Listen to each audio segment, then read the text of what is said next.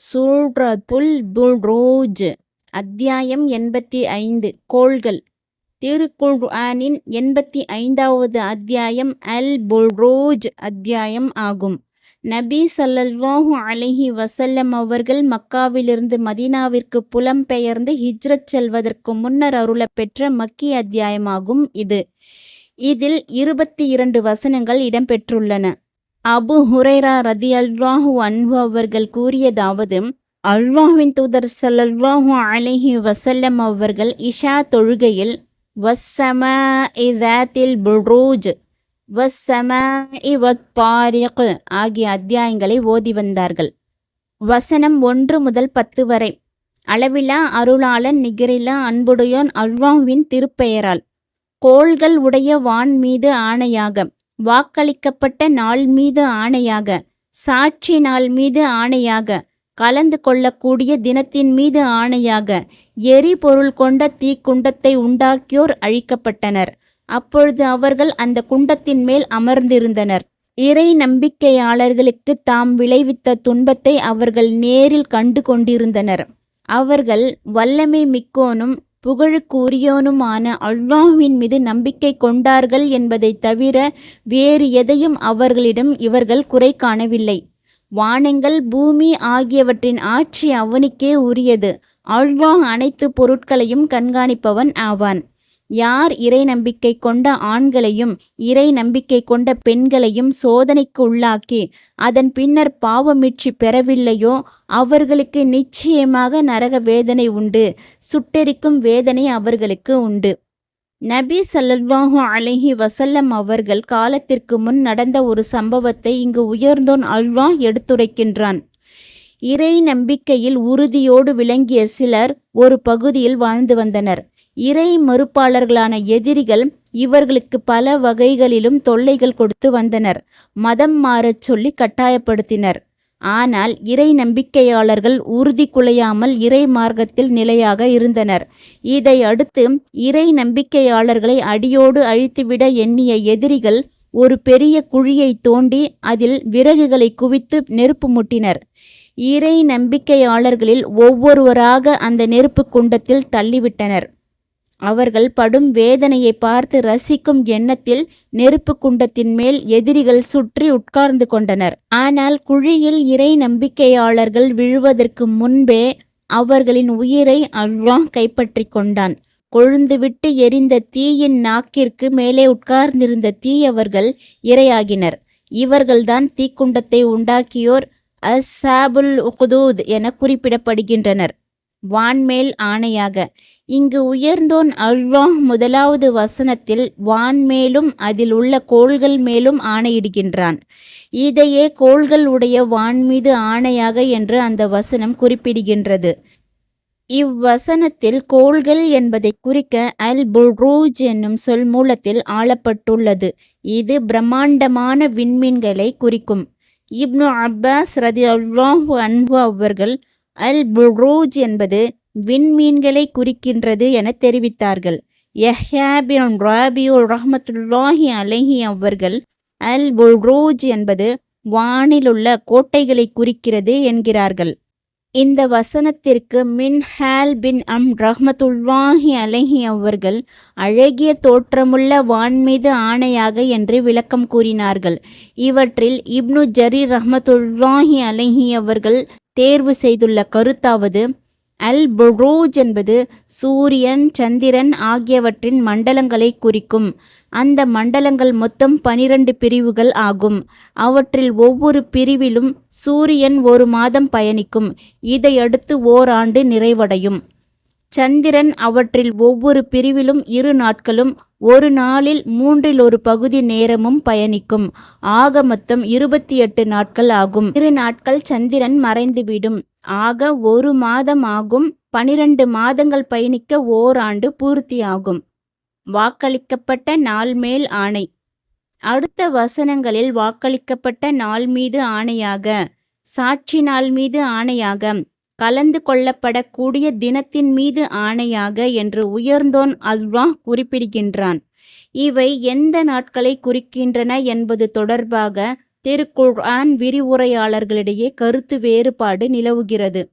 இந்த வசனத்தில் இடம்பெற்றுள்ள வாக்களிக்கப்பட்ட நாள் அல் யௌமுல் மவ்ஊத் என்பது மறுமை நாளையும், அடுத்த வசனத்தில் இடம்பெறும் சாட்சி நாள் ஷாஹித் என்பது வெள்ளிக்கிழமையையும், கலந்து கொள்ளப்படக்கூடியது மஷ்ஹூத் என்பது துல்ஹிஜ்ஜா மாதம் 9ஆம் நாளாகிய அரஃபா நாளையும் குறிக்கின்றது என்று நபி ஸல்லல்லாஹு அலைஹி வஸல்லம் அவர்கள் கூறியதாக அபூ ஹுரைரா ரலியல்லாஹு அன்ஹு அவர்கள் அறிவித்துள்ளார்கள்.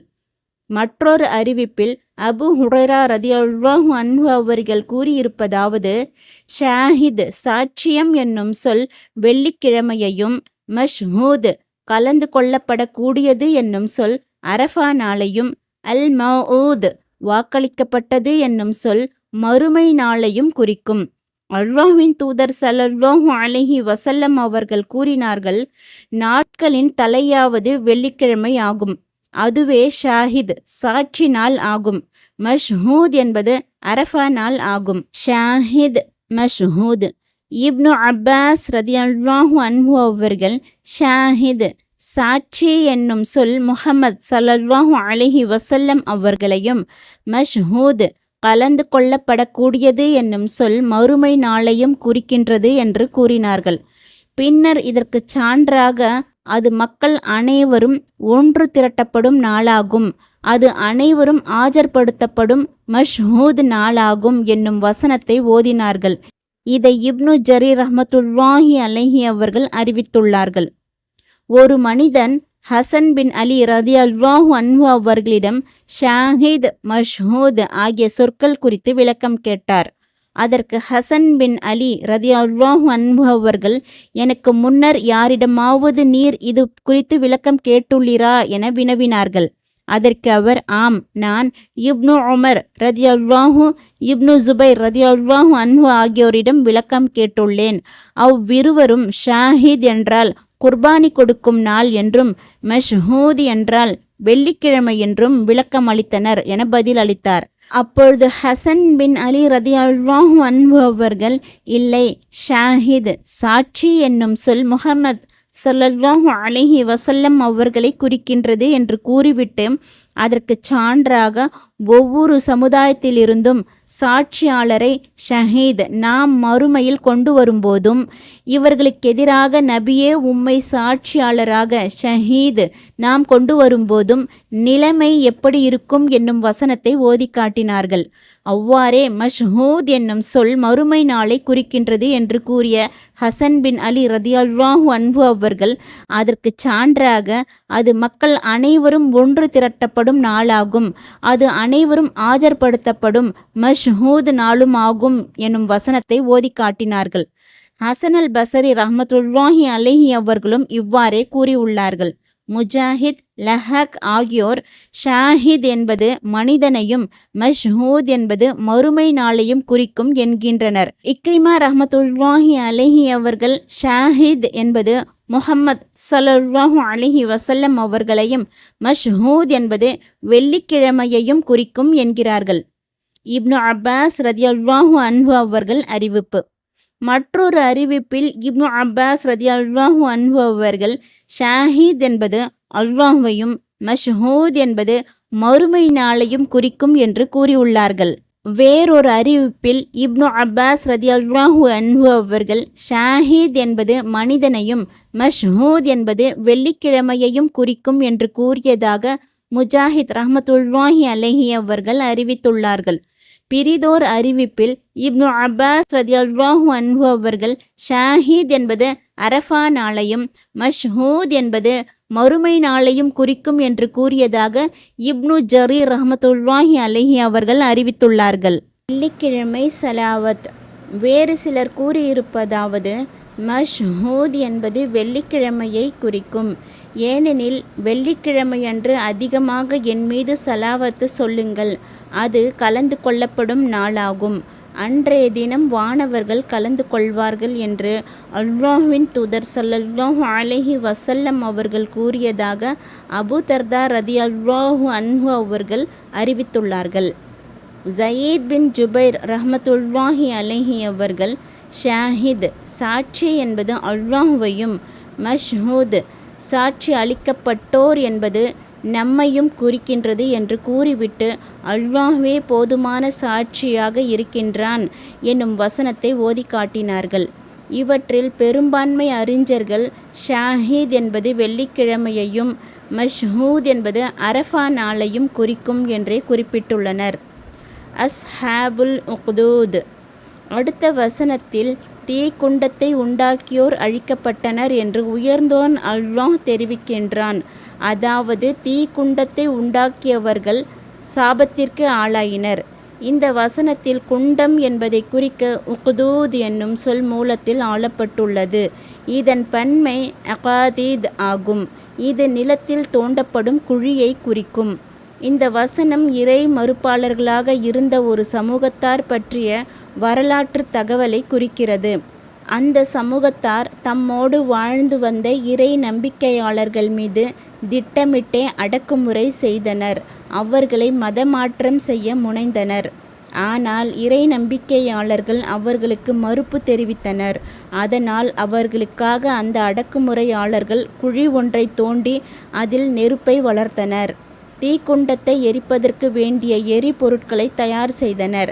பின்னர் மறுபடியும் அந்த இறை நம்பிக்கையாளர்களிடம் மதம் மாறுமாறு அவர்களை வலியுறுத்தினர். ஆனால் இறை நம்பிக்கையாளர்களோ அதை ஏற்கவில்லை. எனவே அந்த நெருப்பு குண்டத்தில் இறை நம்பிக்கையாளர்களை தூக்கி எறிந்தனர். இதையே எரிபொருள் கொண்ட தீக்குண்டத்தை உண்டாக்கியோர் அழிக்கப்பட்டனர். அப்பொழுது அவர்கள் அந்த குண்டத்தின் மேல் அமர்ந்திருந்தனர். இறை நம்பிக்கையாளர்களுக்கு தாம் விளைவித்த துன்பத்தை அவர்கள் நேரில் கண்டு கொண்டிருந்தனர் என உயர்ந்தோன் அல்லாஹ் இங்கு அடுத்த வசனங்களில் குறிப்பிடுகின்றான். அதாவது அந்த இறை நம்பிக்கையாளர்களுக்கு இழைக்கப்பட்ட கொடுமைதனை அந்த அடக்குமுறையாளர்கள் நேரடியாக பார்த்து கொண்டிருந்தனர். அவர்கள் செய்த குற்றம்தான் என்ன? அடுத்த வசனம் அவர்கள் வல்லமை மிக்கோனும் புகழுக்கு உரியோனுமான அல்லாஹ்வின் மீது நம்பிக்கை கொண்டார்கள் என்பதை தவிர வேறு எதையும் அவர்களிடம் இவர்கள் குறை காணவில்லை என்று கூறுகின்றது. அதாவது இறை நம்பிக்கையாளர்கள் செய்த குற்றம் என்று அந்த இறை மறுப்பாளர்கள் கருதியது அவர்கள் அல்லாஹ்வின் மீது நம்பிக்கை கொண்டார்கள் என்ற ஒன்றைத்தானே தவிர வேறு எதையும் இல்லை. அவன் வல்லமை மிக்கோன், அதாவது அல்லாஹ்வின் சன்னதியில் அடைக்கலம் புகுந்தவர் ஏமாற்றத்திற்கு ஆளாக மாட்டார். அவன் புகழுக்கு உரியவன் ஆவான். அதாவது அவன் தன் சொற்களிலும் செயல்களிலும் சட்டத்திலும் விதியிலும் புகழுக்குரியவன் ஆவான். பின்னர் அடுத்த வசனம் வானங்கள் பூமி ஆகியவற்றின் ஆட்சி அவனுக்கே உரியது என தெரிவிக்கின்றது. அதாவது அல்லாஹ் தான் வானங்கள், பூமி, அவற்றில் உள்ளவை, அவற்றுக்கு இடையில் உள்ளவை ஆகிய அனைத்தின் உரிமையாளன் ஆவான். இது அவனது நிறைவான தன்மையை காட்டுகிறது. அடுத்த தொடர் அல்லாஹ் அனைத்து பொருட்களையும் கண்காணிப்பவன் ஆவான் என்று கூறுகின்றது. அதாவது வானங்கள், பூமி ஆகிய அனைத்திலும் அவனது கண்காணிப்பிலிருந்து எதுவும் தப்பாது. அவனை விட்டு எதுவும் மறையாது. தீக்குண்டம் உண்டாக்கியோர் யார்? அடுத்து இங்கு குறிப்பிடும் தீக்குண்டத்தை உண்டாக்கியோர் அஸ்ஹாபுல் உக்தூத் எனப்படுவோர் யார் என்பது தொடர்பாக விரிவுரையாளர்களிடையே கருத்து வேறுபாடு காணப்படுகிறது. ரலியல்லாஹு அன்ஹு அவர்கள் கூறியதாவது, இது அக்னி ஆராதனை செய்து வந்த பாரசீகர்களை குறிக்கிறது. பாரசீக நாட்டு மன்னன் திருமணம் செய்வது விலக்கப்பட்ட மஹ்ரம் உறவுக்கார பெண்களை மணமுடிப்பதற்கு இருந்த சட்ட ரீதியான தடையை அகற்றிவிட்டு சட்ட அனுமதி கொடுக்க எண்ணினான். அதற்கு அங்குள்ள அறிஞர்கள் மறுப்பு தெரிவித்தனர். அப்பொழுது மன்னன் குழி ஒன்றை தோண்டி அந்த அறிஞர்களில் யாரெல்லாம் தனக்கு மறுப்பு தெரிவித்தார்களோ அவர்களை அந்த குழியில் தூக்கி போடுவதற்கு திட்டமிட்டான். மஹ்ரம் உறவு பெண்களை மணமுடிப்பதற்கு அந்த அரசன் கொண்டு வந்த அந்த சட்ட அனுமதியே இன்று வரை அந்த பாரசீக மக்களிடையே நீடிக்கிறது. தானியால் சமூகத்தார். இப்னு அப்பாஸ் ரலியல்லாஹு அன்ஹு அவர்கள் கூறியதாவது, இது இஸ்ரவேலர்களில் சிலரை குறிக்கிறது. அவர்கள் பூமியில் குழி ஒன்றை தோண்டி அதில் நெருப்பு மூட்டினார்கள். பின்னர் அந்த குழியின் மீது ஆண்களையும் பெண்களையும் நிறுத்தி வைத்து அவர்களிடம் அதை காட்டினார்கள். அவ்வாறு நிறுத்தப்பட்டவர்கள் இறை நம்பிக்கையாளர்களான தான்யால் அவர்களும் அன்னாருடைய தோழர்களும் ஆவார் என்று மக்கள் கருதுகின்றனர். இதன்றி வேறு சில தகவல்களும் கூறப்பட்டுள்ளன. சீரிய அரசனும் சிகரமான சிறுவனும். அல்லாஹ்வின் தூதர் ஸல்லல்லாஹு அலைஹி வஸல்லம் அவர்கள் கூறினார்கள், உங்களுக்கு முன்னால் ஒரு காலத்தில் அரசன் ஒருவன் வாழ்ந்து வந்தான். அவனிடம் குறி சொல்லும் சூனியக்காரன் ஒருவன் இருந்தான். அந்த சூனியக்காரன் முதுமை அடைந்த பொழுது அவனிடம், நான் மூப்படைந்து விட்டேன், எனது ஆயுளின் தவணை அருகில் வந்துவிட்டது, என்னோடு இந்த சூனியக்கலை அழிந்துவிடக்கூடாது, எனவே என்னிடம் சிறுவன் ஒருவனை அனுப்புங்கள், அவனுக்கு நான் சூனியக்கலையை கற்றுத்தருகின்றேன் என்று சொன்னான். எனவே அவனிடம் சிறுவன் ஒருவனை அரசன் அனுப்பி வைத்தான். அந்த சிறுவனுக்கு சூனியக்கலையை சூனியக்காரன் கற்றுக் கொடுத்தான். துறவியும் சிறுவனும். சூனியக்காரனுக்கும் அரசனுக்கும் இடையே துறவி ஒருவர் இருந்தார். அந்த சிறுவன் செல்லும் வழியில் துறவியிடம் வந்தமர்ந்து அவருடைய உரைகளை கேட்கலானான். அவரது சூழலும் அவரது உரைகளும் அவனை ஈர்த்தன. அவன் சூனியக்காரனிடம் செல்லும் போதெல்லாம் வழியில் அந்த துறவியிடம் சென்று அமர்ந்துவிட்டு செல்வான். அதனால் சூனியக்காரனிடம் தாமதமாக செல்லும்போது, உன்னை உரிய நேரத்தில் வரவிடாமல் தடுத்தது எது என்று கேட்டு அவனை சூனியக்காரன் அடிப்பான். அவன் தன் வீட்டாரிடம் வரும்போது, உன்னை உரிய நேரத்தில் வரவிடாமல் தடுத்தது எது என்று கேட்டு அவர்களும் அவனை அடிப்பார்கள். இதை சிறுவன் அந்த துறவியிடம் முறையிட்டான். அப்பொழுது அவர், சூனியக்காரன் உன்னை அடிக்க முனைந்தால் என் வீட்டார் என்னை தடுத்துவிட்டனர், அதனால்தான் தாமதம் என்று கூறிவிடு. உன் வீட்டார் உன்னை அடிக்க முனைந்தால் சூனியக்காரன் என்னை தடுத்துவிட்டான், அதனால்தான் தாமதம் என்று கூறிவிடு என்று யோசனை கூறினார். இந்நிலையில் ஒரு நாள் அச்சிறுவன் செல்லும் வழியில் அகோரமான உருவில் ஒரு பெரிய மிருகத்தின் அருகில் அவன் செல்ல நேர்ந்தது. அது மக்களை செல்ல விடாமல் தடுத்து கொண்டிருந்தது. அவர்களால் கடந்து செல்ல இயலவில்லை. அப்பொழுது அச்சிறுவன், எது அல்லாஹுக்கு மிகவும் விருப்பமானது, அந்த துறவியின் நிலையா அல்லது அந்த சூனியக்காரனின் நிலையா என்று இன்றைய தினம் நான் அறியப்போகின்றேன் என்று கூறி, பின்னர் அவன் ஒரு கல்லை எடுத்து, இறைவா, அந்த துறவியின் நிலை அந்த சூனியக்காரரின் நிலையை விட உனக்கு மிகவும் விருப்பமானதாகவும் உவப்பானதுமாகவும் இருந்தால் மக்கள் கடந்து செல்வதற்கு ஏதுவாக இந்த மிருகத்தை கொன்றுவிடு என்று கூறி அந்த மிருகத்தை நோக்கி எறிந்து அதை கொன்றான். மக்களும் அச்சமின்றி நடந்து சென்றனர். என் அருமை மகனே, இந்த தகவல் அந்த துறவியிடம் தெரிவிக்கப்பட்டது. அப்பொழுது அவர், என் அருமை மகனே, நீ என்னை விட சிறந்தவன் ஆவாய். இனி நீ சோதனைக்கு உள்ளாக்கப்படுவாய். அவ்வாறு நீ சோதனைக்கு உள்ளாக்கப்படும்போது என்னை காட்டிக் கொடுத்து விடாதே என்று சிறுவனிடம் கூறினார். பின்னர் அச்சிறுவன் பிறவிலேயே கண் பார்வை இழந்தவரையும் தொழு நோயாளியையும் இதர நோய்களையும் குணப்படுத்தி கொண்டும் மக்களுக்கு நிவாரணம் அளித்து கொண்டும் இருந்தான். இந்நிலையில் அரசவையில் கண் பார்வையற்ற ஒருவர் இருந்தார். அவர் அந்த சிறுவனை பற்றி கேள்விப்பட்டு ஏராளமான அன்பளிப்புகளுடன் அவனிடம் சென்று, நீ என்னை குணப்படுத்தினால் இதோ இங்குள்ள என் பொருட்கள் அனைத்தும் உனக்கே சொந்தம் என்று கூறினார். அந்த சிறுவன், யாருக்கும் நான் நிவாரணம் அளிப்பதில்லை, வல்லமையும் மாண்பும் மிக்க அல்லாஹ்வே நிவாரணம் அளிக்கின்றான். நீங்கள் அல்லாஹ்வின் மீது நம்பிக்கை கொண்டால் நான் உங்களுக்காக அல்லாஹ்விடம் பிரார்த்திப்பேன், அவன் உங்களுக்கு நிவாரணம் அளிப்பான் என்று கூறினான். அவ்வாறே கண் பார்வையற்ற அவர் இறை நம்பிக்கை கொண்ட பொழுது அச்சிறுவன் அவருக்காக அல்லாஹ்விடம் பிரார்த்தனை புரிந்தான். அவரை அல்லாஹ் குணப்படுத்தினான். கண் பார்வை கொடுத்தது யார்? பின்னர் அவர் வழக்கம் போல அரசனிடம் சென்று அமர்ந்த பொழுது அவரிடம் அந்த அரசர், உமது கண் பார்வையை உமக்கு திருப்பி கொடுத்தவர் யார் என்று கேட்டான். அதற்கு அவர், என் இறைவன் என்று பதிலளித்தார். அரசன், நானா என்று வினவினான்.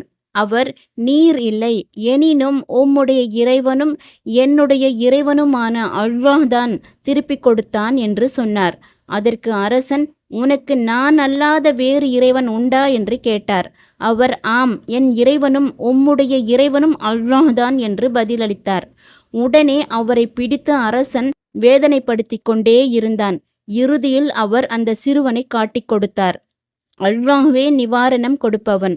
அரசன் அந்த சிறுவனுக்கு ஆள் அனுப்பி வரவழைத்து, குழந்தாய், நீ உன் சூனியத்தால் பிறவியிலேயே கண் பார்வை இழந்தவரையும் தொழு நோயாளியையும் இன்ன பிற நோய்களையும் குணப்படுத்தும் அளவுக்கு சென்றுவிட்டாய் என்று கூறினான். அதற்கு அச்சிறுவன், யாருக்கும் நான் நிவாரணம் அளிப்பதில்லை, வல்லமையும் மாண்புமிக்க அல்லாஹ்வே நிவாரணம் அளிக்கின்றான் என்று கூறினான். அப்பொழுது அரசன், நான் நிவாரணம் அளிப்பது இல்லையா என்று கேட்டான். அந்த சிறுவன் இல்லை என்று பதில் அளித்தான். அரசன், உனக்கு நான் அல்லாத வேறு இறைவன் உண்டா என்று கேட்டான். சிறுவன், ஆம், என் இறைவனும் உம்முடைய இறைவனும் அல்லாஹ் தான் என்று பதிலளித்தான். பின்னர் அரசன் அவனையும் பிடித்து தொடர்ந்து வேதனைப்படுத்தி கொண்டே இருந்தான். இறுதியில் அச்சிறுவன் அந்த துறவியை காட்டிக் கொடுத்தான். துறவியை கொன்ற அரசன். பிறகு அரசன் அந்த துறவியை அழைத்து வரச் செய்தான். துறவி வந்தார். அவரிடம், நீர் மதம் மாறிவிடும் என்று அரசன் வலியுறுத்தி கூறினான். ஆனால் அவர் மறுத்துவிட்டார். ஆகவே அரசன் அவரது உச்சந்தலையில் ரம்பத்தை வைத்து அவரது உடலை 2 துண்டுகளாக பிளந்தான். இறுதியில் அவர் 2 துண்டுகளாகி தரையில் விழுந்தார். பிறகு முன்னர் கண் பார்வை இழந்தவரிடம், உமது மார்க்கத்தை விட்டு நீர் திரும்பிவிடும் என்று அரசன் கூறினான். ஆனால் அவரும் மறுத்துவிட்டார். ஆகவே அரசன் அவரது உச்சந்தலையிலும் ரம்பத்தை வைத்து அவரது உடலையும் 2 துண்டுகளாக பிளந்தான். இறுதியில் அவரும் 2 துண்டுகளாகி தரையில் சாய்ந்தார். பிறகு சிறுவனிடம், உனது மார்க்கத்தை விட்டு நீ திரும்பிவிடு என்று அரசன் கூறினான். ஆனால் அவனும் மறுத்துவிட்டான். உடனே அரசன் அச்சிறுவனை சில நபர்களுடன் இன்ன மலைகளுக்கு அனுப்பி வைத்தான். அவனுடன் சென்றவர்களிடம், நீங்கள் இவனுடன் மலையில் ஏறி மலையின் உச்சியை அடைந்ததும் அவனிடம் அவனது ஓரிரை கொள்கையை கைவிடுமாறு கூறுங்கள். அவன் தனது மார்க்கத்தை விட்டு திரும்பிவிட்டால் சரி, இல்லையேல் அவனை மலையின் உச்சியிலிருந்து கீழே தள்ளிவிடுங்கள் என்று அரசன் கட்டளையிட்டான். மலை உச்சியில் சிறுவன். அவ்வாறே அவர்கள் அச்சிறுவனை அழைத்து கொண்டு மலையின் உச்சிக்கு சென்றனர். அப்பொழுது அச்சிறுவன், இறைவா, நீ நாடிய முறையில் இவர்களிடமிருந்து என்னை காப்பாற்று என்று பிரார்த்தனை புரிந்தான். உடனே அந்த மலை குலுங்கியது. அவர்கள் அனைவரும் மலையிலிருந்து கீழே விழுந்தனர். பிறகு அச்சிறுவன் மீண்டும் தேடி வந்து அரசனிடம் நுழைந்தான். அரசன், உன்னுடன் வந்தவர்கள் என்ன ஆனார்கள் என்று சிறுவனிடம் கேட்டான். அதற்கு அச்சிறுவன், அவர்களிடம் இருந்து உயர்ந்தோன் அல்லாஹ் என்னை காப்பாற்றி விட்டான் என்று கூறினான். பின்னர் அரசன் அச்சிறுவனை வேறு சில நபர்களுடன் மரக்கலம் ஒன்றில் அனுப்பி வைத்தான். அவர்களிடம், நீங்கள் இவனை ஆழ்கடலுக்கு கொண்டு சென்றதும் அவனிடம் அவனது ஓரிரை கொள்கையை கைவிடுமாறு கூறுங்கள். அவன் தனது மார்க்கத்தை விட்டு திரும்பிவிட்டால் சரி, இல்லையேல் அவனை கடலில் மூழ்கடித்து விடுங்கள் என்று அரசன் கட்டளையிட்டான். ஆழ்கடலில் அச்சிறுவன். அவ்வாறே அவர்கள் அச்சிறுவனை ஆழ்கடலுக்கு கொண்டு சென்றனர். அப்பொழுது அச்சிறுவன், இறைவா, நீ நாடிய முறையில் இவர்களிடமிருந்து என்னை காப்பாற்று என்று மறுபடியும் பிரார்த்தனை புரிந்தான். எனவே அவர்கள் அனைவரும் கடலில் மூழ்கினர். பிறகு அச்சிறுவன் மட்டும் வந்து அரசனிடம் சென்றான். அரசன், உன்னுடன் வந்தவர்கள் என்ன ஆனார்கள் என்று சிறுவனிடம் கேட்டான்.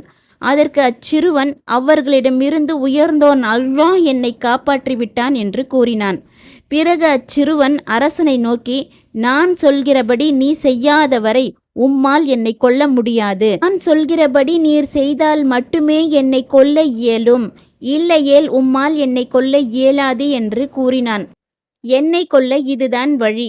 அரசன், அது என்ன என்று கேட்டான். அதற்கு அச்சிறுவன், நீர் மக்கள் அனைவரையும் திறந்த வெளி ஒன்றில் ஒன்று திரட்ட வேண்டும். பிறகு என்னை நீர் சிலுவையில் அறைய வேண்டும். பின்னர் நீர் என் அம்பு கூட்டிலிருந்து அம்பு ஒன்றை எடுத்து வில்லில் பொருத்தி, பிறகு இச்சிறுவனின் இறைவனான அல்லாஹ்வின் பெயரால் என்று கூறி என்னை நோக்கி பாய்ச்சிட வேண்டும். இவ்வாறு நீ செய்தால் மட்டுமே என்னை நீர் கொல்ல முடியும் என்று சொன்னான். அவ்வாறே அரசன் அனைத்தையும் செய்தான். சிறுவனின் அம்புக்கூட்டிலிருந்து எடுத்த அந்த அம்பை தனது வில்லில் பொருத்தினான். பிறகு இச்சிறுவனின் இறைவனான அல்லாஹ்வின் பெயரால் என்று கூறி அந்த சிறுவனை நோக்கி அம்பை எய்தான். அம்பு அந்த சிறுவனின் நெற்றிப் பொட்டில் பாய்ந்தது. அச்சிறுவன் அம்பு பாய்ந்த இடத்தில் நெற்றிப் பொட்டில் தன் கையை வைத்தவாறு இறந்து போனான். இறை நம்பிக்கை கொண்ட மக்கள். இதை பார்த்த மக்கள், நாங்கள் இச்சிறுவனின் இறைவன் மீது நம்பிக்கை கொண்டோம் என்று கூறினர். பிறகு அந்த அரசனிடம், நீர் எது நடக்கக்கூடாது என்று அஞ்சிக் கொண்டிருந்தீரோ அதை நேரடியாக பார்த்து விட்டீரா? அல்லாஹ்வின் மீது ஆணையாக நீர் அஞ்சியது நடந்தே விட்டது. மக்கள் அனைவரும் அச்சிறுவனின் இறைவன் மீது நம்பிக்கை கொண்டு விட்டனர் என்று சொல்லப்பட்டது. உடனே அந்த அரசன் தெரு முனைகளில் குழி தோண்டுமாறு உத்தரவிட்டான். அவ்வாறே தெரு முனைகளில் குழிகள் தோண்டப்பட்டு அவற்றில் நெருப்பு மூட்டப்பட்டது. பிறகு யார் தமது மார்க்கத்தை விட்டு திரும்பினாரோ அவரை விட்டுவிடுங்கள், யார் திரும்பவில்லையோ அவரை அந்த குழிகளில் தூக்கி போடுங்கள் என்று அரசன் ஆணையிட்டான். தாய்க்கு தைரியமூட்டிய சேய். அவ்வாறே அவர்கள் செய்தனர். அப்பொழுது மக்கள் அந்த குழிகளில் விழுவதற்கு முண்டியடித்து கொண்டு விரைந்து பாய்ந்தனர். இறுதியில் பால்மணம் மாறாத பச்சை குழந்தையுடன் ஒரு பெண் வந்தாள். அவள் அந்த நெருப்பில் விழுவதற்கு தயங்குவது போல் இருந்தது. அப்பொழுது அந்த குழந்தை, அம்மா, மனத்தை திடப்படுத்தி கொண்டு பொறுமையுடன் இரு, ஏனெனில் நீ சத்தியத்தில் இருக்கின்றாய் என்று சொன்னது. இதை சுஹைப் அல்-ருமி ரதியல்லாஹு அன்ஹு அவர்கள் அறிவித்துள்ளார்கள். ஈசா அலை முஹம்மத் ஸல்லல்லாஹு அலைஹி வஸல்லம் அவர்களுக்கு இடைப்பட்ட காலத்தில் மேற்கண்ட தீக்குண்டத்தை உண்டாக்கியோர் அழிக்கப்பட்டனர் எனும் இவ்வசனம் குறித்து ரபியூ பின் அனஸ் ரஹ்மத்துல்லாஹி அலைஹி அவர்கள் கூறிய விளக்கமாவது, இவர்கள் நபி ஸல்லல்லாஹு அலைஹி வஸல்லம் அவர்களுக்கும் ஈசா அலை அவர்களுக்கும் இடையே இறை தூதர்களின் வருகை இல்லாத காலகட்டத்தில் வாழ்ந்த ஒரு கூட்டத்தார் ஆவார். அக்காலத்தில் மக்களிடையே குழப்பமும் தீமையும் நிகழ்ந்தன. மக்கள் பல்வேறு பிரிவினர்களாக மாறினர். ஒவ்வொரு பிரிவும் தம்மிடம் உள்ளதை கொண்டே பெருமிதம் அடைந்தது. அப்பொழுது அந்த கூட்டத்தார் மட்டும் மக்களிடமிருந்து விலகிச் சென்று ஒரு கிராமத்தில் குடியேறினர். அங்கு அவர்கள் வழிபாட்டை அல்லாஹ்வுக்கு மட்டுமே உரிதாக்கி அவனையே வழிபடுவதில் ஈடுபட்டனர். இப்படியே அவர்களின் நிலை தொடர்ந்தது. இறுதியில் அந்த கூட்டத்தாரை பற்றி சர்வாதிகாரியான அரசர்களில் ஒருவன் கேள்விப்பட்டான். அவனிடம் அவர்கள் பற்றிய தகவல் தெரிவிக்கப்பட்டது. எனவே அவன் ஆள் அனுப்பி அவர்களை வரவழைத்தான். அக்கூட்டத்தார் வந்ததும் மக்கள் உருவாக்கி வைத்திருந்த சிலைகளை வழிபடுமாறு அவர்களுக்கு உத்தரவிட்டான். ஆனால் அவர்கள் அனைவரும் அரசனுக்கு மறுப்பு தெரிவித்தனர். நாங்கள் இணையற்ற ஏகனாகிய அல்லாஹ்வை தவிர வேறு யாரையும் வழிபட மாட்டோம் என்று கூறினர். ஆனால் அரசனோ, நான் வழிபடும் இந்த தெய்வங்களை நீங்கள் வழிபட மறுத்தால் நிச்சயமாக நான் உங்களை கொலை செய்வேன் என்று மிரட்டினான். அப்பொழுதும் அக்கூட்டத்தார் அவனுக்கு மறுப்பே தெரிவித்தனர். தீக்குண்டமே மேல். எனவே அரசன் தீக்குண்டம் ஒன்றை உருவாக்கினான். அந்த குண்டத்தின் மீது அந்த கூட்டத்தாரை நிறுத்தி வைத்தான். அதன் பின்னர் அவர்களிடம், இந்த தீக்குண்டம் அல்லது நாங்கள் இருக்கும் கொள்கை இரண்டில் ஒன்றை தேர்ந்தெடுத்து கொள்ளுங்கள் என்று கூறினான். அந்த கூட்டத்தார், இந்த தீக்குண்டமே எங்களுக்கு மிகவும் விருப்பமானது என்று கூறிவிட்டனர். அவர்களிடையே பெண்களும் குழந்தைகளும் இருந்தனர். எனவே அந்த குழந்தைகள் அதிர்ச்சி அடைந்தனர். அப்பொழுது அந்த குழந்தைகளிடம் அவர்களின் பெற்றோர், இன்றைய நாளுக்கு பிறகு நமக்கு நெருப்பு என்பதே கிடையாது என்று ஆறுதல் கூறிவிட்டு அந்த தீக்குண்டத்தில் விழுந்தனர். அதன் வெப்பம் அவர்களை தீண்டுவதற்கு முன்பே அவர்களின் உயிர்களை அல்லாஹ் கைப்பற்றினான். அந்த நெருப்பானது அந்த குழியையும் தாண்டி வெளியே வந்து அந்த சர்வாதிகாரிகளை சுற்றி வளைத்தது. அதன் மூலம் அவர்களை அல்லாஹ் எரித்து சாம்பலாக்கினான். இது தொடர்பாகவே மேற்கண்ட வசனங்களை வல்லமையும் மாண்பும் மிக்க அல்லாஹ் அருளினான். சுட்டெரித்தவர்களுக்கு சுட்டெரிக்கும் வேதனை. அடுத்த வசனத்தில், யார் இறை நம்பிக்கை கொண்ட ஆண்களையும் இறை நம்பிக்கை கொண்ட பெண்களையும் சோதனைக்கு உள்ளாக்கி, அதாவது இப்னு அப்பாஸ் ரதியல்லாஹு அன்ஹு அவர்கள், முஜாஹித் ரஹ்மத்துல்லாஹி அலைஹி ஆகியோர் கூற்றுப்படி எரித்து பொசுக்கி அதன் பின்னர் பாவம் மீட்சி பெறவில்லையோ, அதாவது தாம் செய்த தவறுகளிலிருந்து விலகி அவற்றுக்காக வருந்தவில்லையோ, அவர்களுக்கு நிச்சயமாக நரக வேதனை உண்டு, சுட்டெரிக்கும் வேதனை அவர்களுக்கு உண்டு என உயர்ந்தோன் அல்லாஹ் கூறினான். ஏனெனில் ஒரு வினையின் விளைவு அவ்வினையின் இனமாகவே இருக்கும். ஹசன் அல் பஸரி ரஹ்மத்துல்லாஹி அலைஹி அவர்கள் கூறியதாவது, நீங்கள் அல்லாஹ்வின் இந்த பெருந்தன்மையையும் கொடையையும் பாருங்கள். அவர்கள் அல்லாஹ்வின் நேசர்களை கொலை செய்தனர். ஆனால் அவனோ அவர்களை பாவ மீட்சிக்கும் பாவம் மன்னிப்பிற்கும் அழைப்பு விடுக்கின்றான்.